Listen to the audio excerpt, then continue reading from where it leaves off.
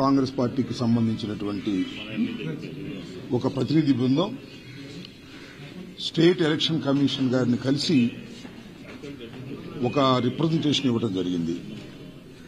దీనికి ప్రధానమైన కారణం ఏమిటంటే నిన్న తిరుపతిలో డిప్యూటీ మేయర్ ఎన్నిక సందర్భంగా జరిగినటువంటి అక్రమాల గురించి ఎలక్షన్ కమిషన్ గారికి వివరించేందుకు మేమందరం రావటం జరిగింది. 3వ తారీఖున తిరుపతిలో డిప్యూటీ మేయర్ ఎన్నిక జరగనున్నది. దానికి సంబంధించి శేఖర్ రెడ్డి అనే వ్యక్తిని ఒక కార్పొరేటర్ని మేము డిప్యూటీ మేయర్ అభ్యర్థిగా ప్రకటించడం జరిగింది. ఇంకా నామినేషన్ కూడా వేయలే. ప్రకటించగానే ఆయన మీద తీవ్రమైన ఒత్తిడి తీసుకొచ్చారు. ఆయన పార్ట్నర్గా ఉండి ఒక బిల్డింగ్ కడుతుంటే ఆ బిల్డింగ్ ను కూల్చివేసేశారు, భయభ్రాంతులకు గురి చేశారు. లీగల్ గా చట్ట ప్రకారంగా ఏదైనా ఒక భవంతిని కూల్చాలి అంటే దానికి లీగల్ నోటీస్ ఇవ్వాలి. కానీ ఏ విధమైన నోటీసు లేకోకుండా దారుణంగా దుర్మార్గంగా పోలీస్ బందోబస్తును పెట్టుకుని ఆ బిల్డింగ్ ని కూల్చివేసి నువ్వు డిప్యూటీ మేయర్గా పోటీ చేయడానికి వీల్లేదని, ఇంకెవరైనా ఉంటే వారిని కూడా ఈ విధంగానే చేస్తామనేటువంటి మాట మాట్లాడుతున్నారు. శిరీష్ గారు ఎవరైతే చైర్పర్సన్ గా ఉన్నారో, మేయర్ గా ఉన్నారో, ఆమె కూడా వెళ్లి అడ్డుకోవడానికి ప్రయత్నం చేసింది. ఆమెను కూడా లెక్క చేయకోకుండా ఈ రకమైనటువంటి దారుణానికి పాల్పడుతున్నారు. నేను ఇక్కడ చెప్పదలుచుకున్నది ఏమిటంటే, చంద్రబాబు నాయుడు గారు రాజ్యసభ సభ్యుల్ని, మెంబర్ ఆఫ్ లెజిస్లేటివ్ కౌన్సిల్ని ఎవరైనా పార్టీలో చేరతామంటే ఆయన ఏం చెప్తాడంటే బహిరంగంగా రాజీనామా చేసిరండి, మేము చేర్చుకోం, రాజీనామా చేసి వస్తేనే మేము చేర్చుకుంటాం అనేటువంటి మాట చాలా సందర్భాల్లో మాట్లాడారు. అదేవిధంగా మా దగ్గర నుంచి వెళ్లిపోయినటువంటి రాజ్యసభ సభ్యుల్ని రాజీనామా చేయించి కొత్త వారికి ఇచ్చారు. మళ్ళా బీరా మస్తాన్ రావు గారు లాంటి వారిని మళ్ళా తిరిగి ఎన్నుకున్నారు. మేయర్లు కావచ్చు, ఇతర ఎన్నికలకు సంబంధించి ఏదైతే వైఎస్ఆర్సీపీ తరఫున గతంలో ఉన్న డిప్యూటీ మేయర్లు కావచ్చు, చైర్మన్లు కావచ్చు, వివిధ హోదాలో ఉన్నవారు వివిధ కారణాల ద్వారా రాజీనామా చేయడం కానివ్వండి, కొంతమంది చనిపోవడం కానీ జరిగిన పరిస్థితుల్లో అక్కడ ఉప ఎన్నికలు జరుగుతున్నాయి. ఆ ఎన్నికల్లో అధికార పార్టీకి సంబంధించి ప్రలోభాలతో లొంగకపోతే వాళ్ళని బెదిరించే విధంగా ఎవరైతే మళ్లీ వైఎస్ఆర్సీపీ తరఫున కంటెస్ట్ చేస్తున్నారో ఆ అభ్యర్థుల్ని బెదిరించే విధంగా కావచ్చు, అనేక విధాలుగా ఇబ్బందులు పెట్టిన పరిస్థితి మనం చూసి నిన్న తిరుపతిలో ఏదైతే తిరుపతి డిప్యూటీ మేయర్ కి సంబంధించి ఎలక్షన్స్ లో కంటెస్ట్ చేస్తున్నారో ఆ అభ్యర్థి యొక్క ఇంటిని ఏ విధంగా దుర్మార్గంగా వితౌట్ రూల్స్ పాటించకుండా అతన్ని భయపెట్టే విధంగా ఏ విధంగా జరిగిందో మీరందరికీ కూడా తెలిసిన విషయమే. వాటికి సంబంధించి ఈరోజు ఎలక్షన్ కమిషన్ కలవడం జరిగి ఒకటే వైఎస్ఆర్సీపీ పార్టీ తరఫున మేము చెప్పుకుంటున్నాం, ఏదైతే చక్కటి పారదర్శకంగా ఎలక్షన్ జరగాలి, ప్రతి ఒక్క అభ్యర్థిని కూడా ఎవరైతే కార్పొరేటర్స్ ఓటింగ్ వస్తున్నారో వాళ్ళకి భద్రత కల్పించాలి, అదేవిధంగా ఒక ప్రత్యేక ఎన్నికల అధికారిని వేసి ఈ ఎలక్షన్స్ అంతా కూడా వాళ్ల పరిధిలో జరిపించాలి, ప్రతి ఒక్క కార్పొరేటర్ కావచ్చు, ఓటేసే హక్కు ఉన్న ప్రతి వాళ్ళకి కూడా భద్రత కల్పించాలని చెప్పని ఈ యొక్క రిప్రజెంటేషన్ కూడా ఇవ్వడం జరిగింది. గతంలో చంద్రబాబు నాయుడు గారు ఆయన ఒకటే చెప్పారు, ఎవరైనా సరే మా పార్టీలో రావాలంటే రాజీనామా చేయాలని చెప్పని. మరి స్థానిక సంస్థలకి ఆ సిద్ధాంతాలు వర్తించవా? ఆ సిద్ధాంతాలు వర్తించవా అంటే రాజ్యసభలకి, ఎమ్మెల్సీలకి మాత్రమే మీకు వర్తిస్తాయి సిద్ధాంతాలు, వీటికి వర్తించవా? ఎందుకు మీరు దొడ్డిదారున మీరు వాళ్ళని చేర్చుకొని ఎందుకు మీరు ఆ పదవులు పొందాలని చూస్తున్నారు? ఆ పదవులన్నీ కూడా వైఎస్ఆర్సీపీ పార్టీ సంబంధించిన పదవులే కదా. ఎందుకు మీరు ద్వంద్వ వైఖరి అవలంబిస్తున్నారు? 165 సీట్లు గెలిచారు మీరు ఈ రాష్ట్రంలో.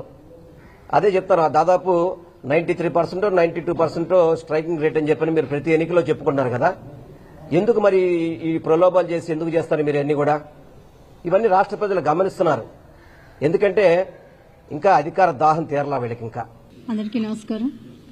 ఈరోజు ఏదైతే రాష్ట్ర వ్యాప్తంగా పలు జిల్లాల్లో కానీ పలు ప్రాంతాల్లో కానీ డిప్యూటీ మేయర్లు, చైర్మన్లు, కౌన్సిలర్లు గత కాలంలోన కొన్ని పరిస్థితుల వల్ల వాళ్ళు రాజీనామా చేసిన, కొంతమంది చనిపోయిన వాళ్ళు, అలాగే కొంతమంది రాజీనామా చేసిన వాళ్ళు, ఇలాగా పలు రకాలుగా ఏదైతే సీట్లు ఖాళీగా ఉన్నాయో అన్నిటికీ ఈరోజు ఎలక్షన్ అన్నది వస్తుంది అన్న తరుణంలోన ఈరోజు కార్పొరేటర్లని ప్రలోభ పెట్టడము, భయపెట్టడము, బెదిరించటము చాలా దారుణమైన విషయం. ఎందుకంటే ఒక సింబల్ మీద గెలిచి ఆ సింబల్ కి అనుగుణంగా ఉండకున్నా, ఆ పార్టీకి అనుగుణంగా ఉండకున్నా, ఆ పార్టీ అధినేత ఈరోజు ఒక రాజకీయ భిక్ష పెట్టిన పార్టీని వదిలి వేరే పార్టీల్లోకి వెళ్లి ఈరోజు ఏ రకంగా కార్పొరేటర్లు కొంతమంది వెళ్తున్నారు, వాళ్ళందరికీ రాబోయే రోజుల్లోన ప్రజలే బుద్ధి చెప్తారు.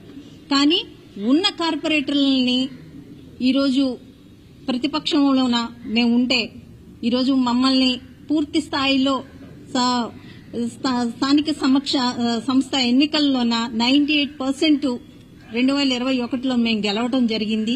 అటు పంచాయతీలు గాని ఇటు కార్పొరేషన్లు గాని పూర్తి స్థాయిలో వైఎస్ఆర్సీపీ పార్టీనే ఇంకా ఉండటం మెజారిటీలోన అందరికీ తెలిసిన విషయమే. కానీ ఈ రోజు పూర్తిగా ప్రలోభ పెట్టి వాళ్ళని భయపెట్టి బెదిరించి ఈ రోజు కార్పొరేటర్లని తీసుకెళ్లటం గాని కౌన్సిలర్లను తీసుకెళ్లటం గాని చేస్తున్నారు. ఇది చాలా దారుణమైన విషయము. ఈ రోజు ఎలక్షన్ కమిషన్ ద్వారా ఎలక్షన్ కమిషనర్ కి తెలియచేయడానికి మా ఎమ్మెల్సీ గారు పెద్దలు అప్పిరెడ్డి గారు, అలాగే జిల్లా అధ్యక్షులు మా అవినాష్ గారు, అలాగే వెల్లంపల్లి గారు, విష్ణు గారు, ఎమ్మెల్సీ రహుల్లా గారు అందరం మా పార్టీ నాయకులు పెద్దలు అందరం కలిసి ఈ రోజు ఇక్కడికి వచ్చి ఎలక్షన్ కమిషనర్ గారికి తెలియచేయడం జరిగింది. పూర్తి స్థాయిలో మా కార్పొరేటర్లందరికీ భద్రత కల్పించాలి, ఎలక్షన్లు సవ్యంగా జరగాలి, జరిగి మళ్లీ ఏదైతే ఇంకొక సంవత్సర కాలం మాత్రమే ఉంది, ఆ సంవత్సర కాలంని ఏ సింబల్ మీద అయితే మనం గెలిచామో ఆ సింబల్ కి ఆ పార్టీకి మనం బద్దులుగా ఉండాలి అని ఒక మేయర్ గా నేను తెలియజేస్తున్నాను. ఈరోజు వైఎస్ఆర్ కాంగ్రెస్ పార్టీ ఆధ్వర్యంలో పెద్దలు ఎమ్మెల్సీ అప్పిరెడ్డి గారు ఒక నాయకత్వంలో పీఏసీ మెంబర్ వెల్లంపల్లి శ్రీనివాసరావు గారు, అదేవిధంగా మాజీ శాసనసభ్యులు మల్లారి విష్ణు గారు, సోదరులు ఎమ్మెల్సీ రుహుల్లా గారు, మా మేయర్ గారు రాయన భాగ్యలక్ష్మి గారు, మీ అందరం గారు కలిసి ఈరోజు ఆంధ్రప్రదేశ్ ఎన్నికల అధికారిని కలిసి ఏదైతే రాష్ట్రంలో స్థానిక సంస్థల్లో దాదాపుగా 2021లో 98% ఈరోజు ఈ రాష్ట్రంలో కౌన్సిలర్లు కానివ్వండి, కార్పొరేటర్లు కానివ్వండి, జెడ్పీటీసీలు, ఎంపీటీసీలు వైఎస్ఆర్ కాంగ్రెస్ పార్టీ తరఫున నేను గెలుచడం జరిగింది. కూటమి ప్రభుత్వం అధికారంలోకి వచ్చిన తర్వాత వైఎస్ఆర్ కాంగ్రెస్ పార్టీకి సంబంధించిన కౌన్సిలర్ని, కార్పొరేటర్లని ఇబ్బంది పెట్టి ఆర్థికంగా లేకపోతే వాళ్ళ మీద దాడులు చేసి వాళ్ళ పార్టీలోకి తీసుకొచ్చి వాళ్ళేదో పరిపాలన చేయాలని చెప్పిన ఒక దురుద్దేశంతో ఈరోజు కూటమి ప్రభుత్వం వ్యవహరిస్తోంది. మరి ముఖ్యంగా ఎన్టీఆర్ జిల్లాలో నిన్నగాక మొన్న నందిగామ నియోజకవర్గంలో అనేక మంది కౌన్సిలర్ని పార్టీ మార్పించి ఎవరైతే మేము జగన్మోహన్ రెడ్డి గారు నాయకత్వంలో పనిచేస్తామంటే రాత్రికి రాత్రి వాళ్ళ ఇళ్ల మీద జేసీబీలు తీసుకొచ్చి గోడలు పగలగొట్టి ఈరోజు కూటమి ప్రభుత్వం ఇవన్నీ గారు ఎన్నికల అధికారిగా దృష్టిలో పెడతాం జరిగింది.